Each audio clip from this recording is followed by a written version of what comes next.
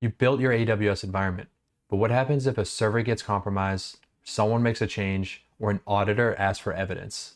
If you can't answer any of those questions, you're flying blind. In this episode, we're going to fix that by building the security layer for a Shoreline Solutions environment. My name is Matt, and welcome back to the second lab of the AWS GRC series. And if you're new to the series, I'd recommend starting with the infrastructure lab first. I'll make sure to include a link here at the top, as well as a description field below. That's where we built the AWS environment for our fictional company, Shoreline Solutions, and we'll continue to build on that throughout the rest of the series. So if you'd like to follow along, I'll include my GitHub in the description below. This includes the step-by-step guide and all the resources used in this lab. Now let's take a look at the architecture we'll be building. So if you're like me and you're a visual learner, I always like to start with a high-level view before we jump into the lab. So at the top is our S3 bucket. Think of this as the central repository for our security evidence. And throughout this lab, the other services are going to store logs, findings, and configuration data here. Now down on the left are the core security services we're enabling. So we have CloudTrail to give us audit logging, GuardDuty that provides threat detection, and Security Hub to really bring those findings together into a centralized security dashboard. So over on the right, you'll see AWS config. Now, config records how our AWS resources are configured and is going to track changes over time. Now, this becomes critical when we start evaluating our compliance. So I want you to remember this. Every service here has a different responsibility, but they're all working towards the same goal, which is to provide visibility into our environment.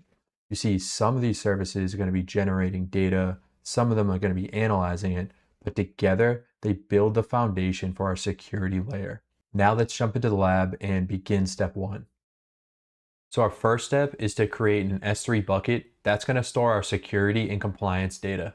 You can think of this bucket as our evidence repository, because as we enable additional services throughout this lab, we're going to use this bucket to store logs, findings, and configuration data. Go ahead and navigate over to S3 and click on Create Bucket.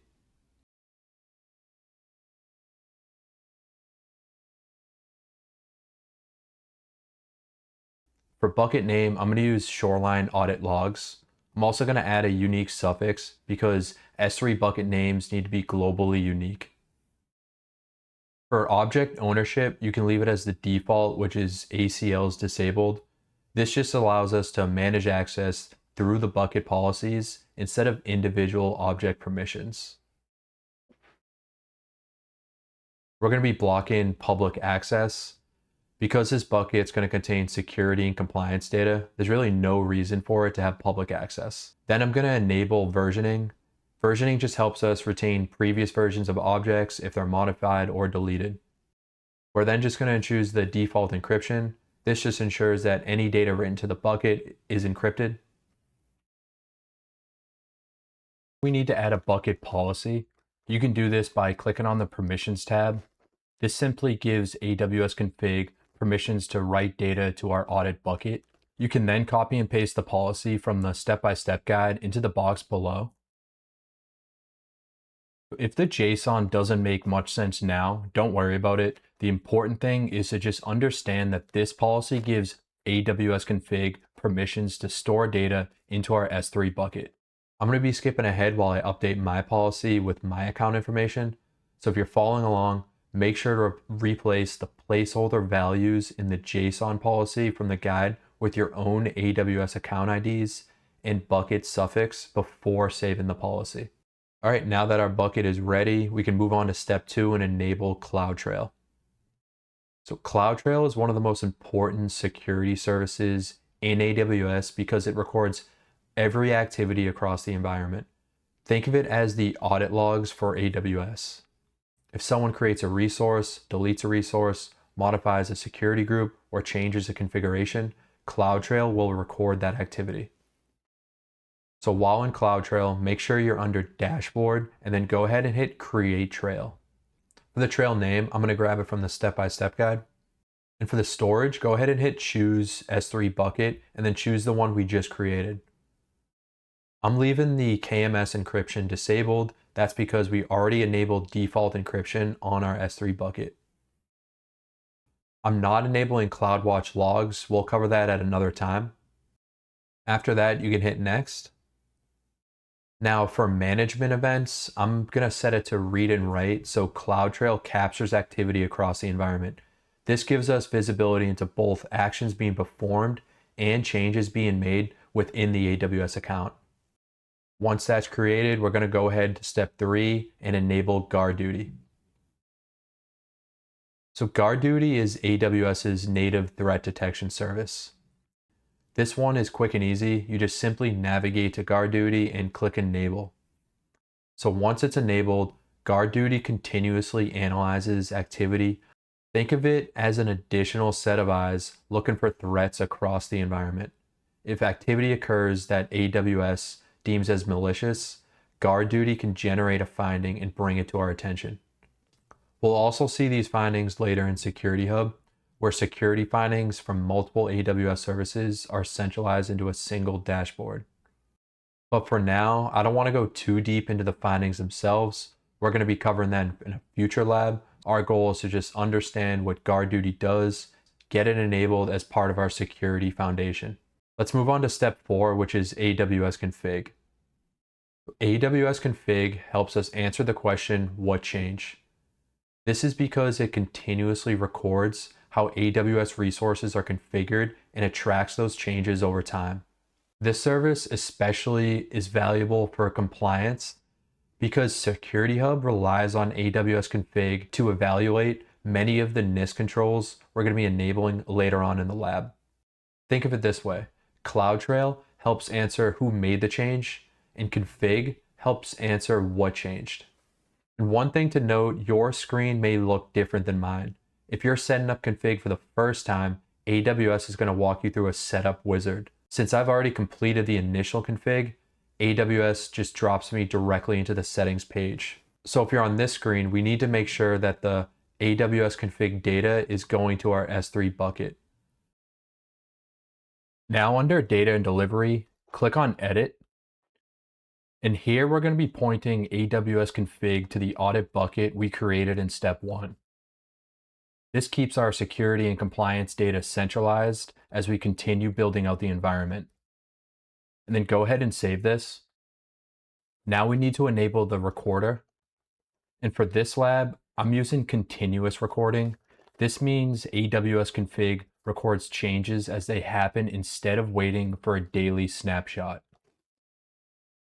If cost is a concern, you can choose daily recording instead, but continuous recording is going to give us that better visibility into the environment. And for the IAM role at the bottom, you can use the existing one and then click save.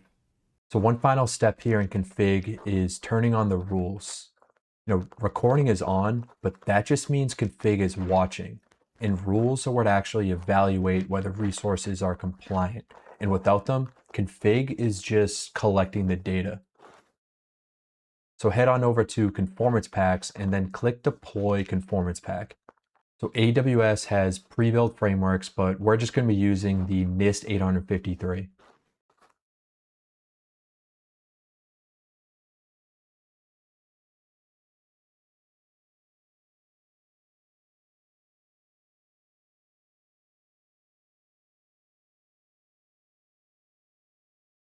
This is going to take a few minutes, so when it finishes, go back to rules and you'll see it's fully populated. So once recording is enabled, AWS is going to begin tracking resource configurations and delivering snapshots to our audit bucket automatically. Keep in mind it's going to take several minutes or even hours before resources begin appearing and compliance data starts populating. At this point, we've enabled CloudTrail for audit logging, GuardDuty for threat detection, and AWS config for configuration tracking. Now we need a place that brings all that together, and that's where Security Hub comes in. For step 5, navigate to Security Hub and click Get Started. And Security Hub serves as our centralized security and compliance dashboard, and instead of reviewing GuardDuty and config individually, Security Hub allows us to view findings and our overall security posture from a single location. And as we continue to build this lab out, Security Hub is going to become the primary place where we monitor findings and measure our environment against compliance frameworks such as NIST 853. So when setting up Security Hub, leave Enable All capabilities selected. And for the regions, I'm only going to be selecting US East 1 since all of the resources we built so far are located in that region.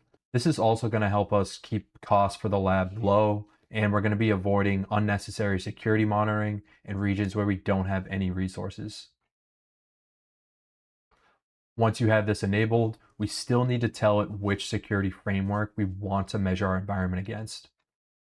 So from here, click on the arrow on the left and navigate to CSPM, then Security Standards.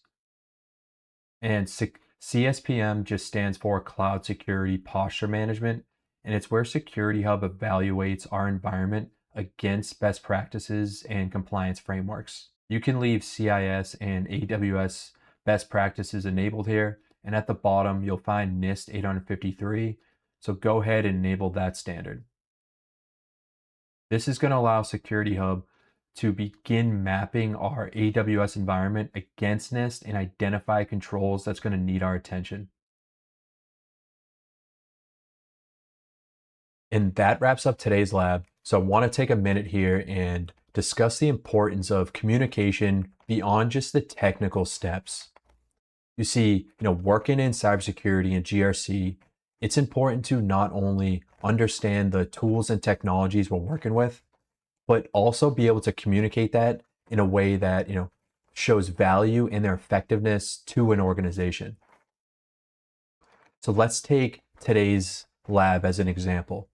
A poor way to communicate that is listing out the services like AWS Config, Security Hub that we enabled.